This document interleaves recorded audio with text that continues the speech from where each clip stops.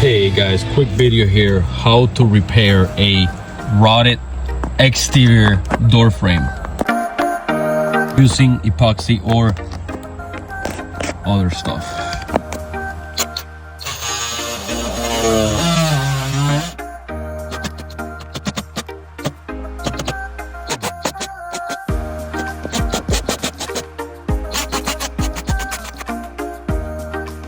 So after you clean the bad spot, then what you want to do, try to leave an edge, try to leave this edge like that. You can create the shape better. If you don't have an edge, you can also use a painter stick, put some Vaseline right here, and just put tape and hold it there, so when the epoxy dries